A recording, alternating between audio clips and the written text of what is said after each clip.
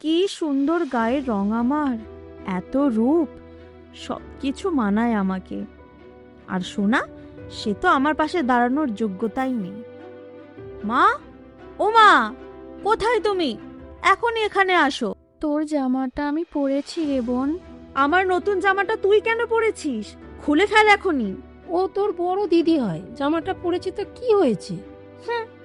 বড় দিদি না ছাই, কালো ভূত একটা আমার নতুন জামাটা নষ্ট করে দিল। মোহনপুর গ্রামে এক মা তার দুই মেয়ে সোনা আর রূপাকে নিয়ে থাকতো। সোনা ছিল বড়, তার গায়ের রং একটু কালো, আর রূপা ছিল ছোট, সে খুব ফর্সা ও সুন্দরী ছিল।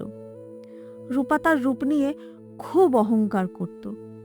সকালে আয়নার সামনে দাঁড়িয়ে রূপা বলল, কি সুন্দর গায়ের রং আমার, এত রূপ, সব কিছু মানায় আমাকে। আর সোনা, সে তো আমার পাশে দাঁড়ানোর যোগ্যতাই নেই। পাশেই দাঁড়িয়েছিল সোনা। সব শুনে তার চোখে জল চলে এলো, কিন্তু সে কিচ্ছু বলল না। সে চুপচাপ চলে গেল। তার মায়ের কোলে মাথা রেখে বলল, মা, আমার গায়ের রং কালো, আমি খুব কুৎসিত, বলো মা। মা মাথায় হাত বুলিয়ে আস্তে আস্তে বলল, মনে রাখিস মা, রূপ একদিন ফিকে হয়ে যাবে, কিন্তু মনের সৌন্দর্য কখনো ফিকে হবে না। পরের দিন সকালে আয়নার সামনে বসে বসে রূপা রূপচর্চা করছে। এমন সময় তার মা ঘরে ঢুকে বলছে, কোনো কাজ নেই, শুধু আয়নার সামনে বসে থাকলেই হবে। যা মাঠে যা, ছাগলগুলোকে বেঁধে দিয়ে আয়। এই রোদে আমি যাব না মা, আমার গায়ের রং কালো হয়ে যাবে। তুমি তোমার বড় মেয়েকে গিয়ে বলো না, এমনিতেই ওর গায়ের রং কালো, রোদে ওর কিছু হবে না। দরজার পাশে দাঁড়িয়েছিল সোনা।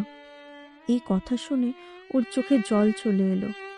চোখের জল মুছে সে ঘরে ঢুকে বলল, আমি যাচ্ছি মা, ছাগলগুলোকে মাঠে বেঁধে দিতে।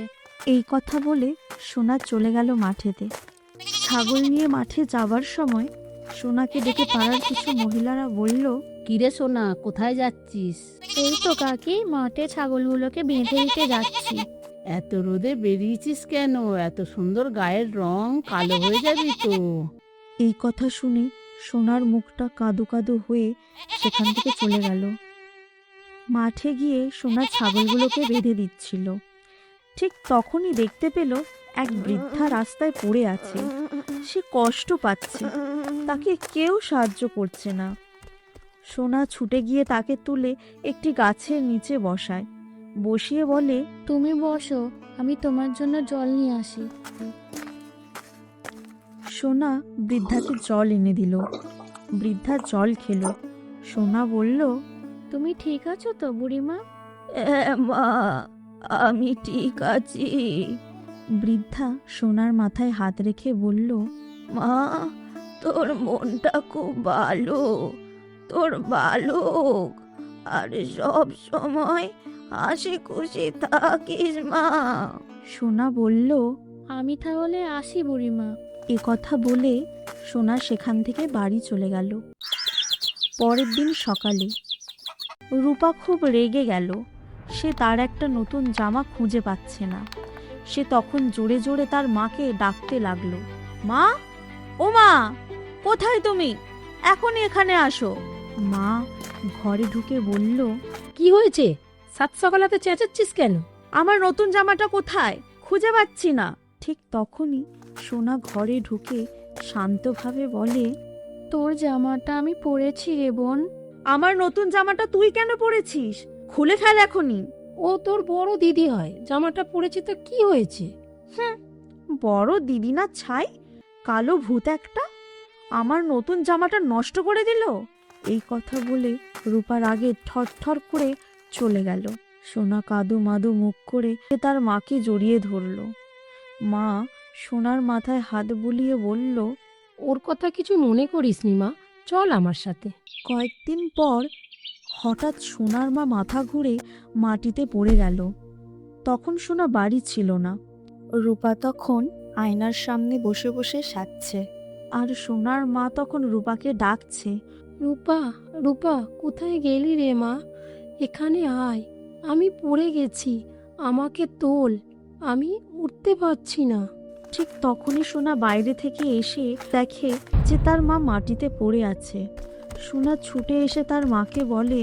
কি হয়েছে মা তোমার? কি করে পড়ে গেলে? সে তার মাকে তুলে আস্তে আস্তে ঘরের ভিতরে নিয়ে যায়, বিছানায় বসিয়ে দেয়, বসিয়ে দিয়ে বলে। তুমি বসো মা, আমি তোমার জন্য জল আনছি। সোনা তার মাকে জল এনে দিল। তার মা জলটা খেলো। তুমি বসো মা, আমি তোমার জন্য একটা ডাক্তার ডেকে আনি। না না, ডাক্তার ডাকতে হবে না, সামান্য একটু মাথা ঘুরে পড়ে গেছি, এখন ঠিক আছি। সোনাকে ওর মা ডেকে বলল। আয় মা, আমার কাছে আয়, তুই থাকতে আমার কিছুই হবে না, তুই আমার সোনা মেয়ে। এই বলে সোনাকে ওর মা জড়িয়ে ধরল। কয়েক মাস পর হঠাৎ একদিন রূপার খুব শরীর খারাপ হলো। রূপা আস্তে আস্তে দেখতে খারাপ হয়ে গেল। মুখটা ফ্যাকাশে, চোখের নিচে কালি, চুলগুলো কেমন এলোমেলো হয়ে গেল। রূপা আয়নার সামনে দাঁড়িয়ে নিজের চেহারা দেখে নিজেই ভয় পেয়ে গেল। তখন রূপার দুই চোখ বেয়ে জল পড়ল। কাঁপা কাঁপা গলায় বলল, এই কি, আমি যে রূপ নিয়ে আমি এত গর্ব করতাম, সব কোথায় চলে গেল? ঠিক সেই সময় সোনা ঘরে ঢুকে বলল। রূপা, কাঁদছিস কেন? রূপটা একদিন ফিকে হয়ে যাবে, কিন্তু মানুষের মন যদি সুন্দর থাকে সেটাই সবসময় থাকে। রূপা চোখ ভেজা অবস্থায় সোনার দিকে তাকিয়ে বলল, আমি তোকে কত কষ্ট দিয়েছি, কত খারাপ কথা বলেছি, আর তোর মনটা কত সুন্দর, আর আমি শুধু নিজের রূপ নিয়ে অহংকার করেছি, এটা তারই ফল। আমায় ক্ষমা করে দে দিদি। ক্ষমা করার আমি কে বোন? ক্ষমা করার মালিক তো উপরওয়ালা। মানুষ ভুল করতেই পারে, কিন্তু ভুল বুঝে বদলে যাওয়াটাই সব থেকে বড় কথা। তখন সোনা রূপার মা ঘরে ঢুকে বলল। আয়, আমার কাছে আয় তোরা। সোনা ও রূপাকে ওর মা নিজের বুকে টেনে নিল। বাইরের সৌন্দর্য একদিন হারিয়ে যায়, কিন্তু মনের সৌন্দর্য চিরকাল মানুষের মনে জায়গা করে নেয়।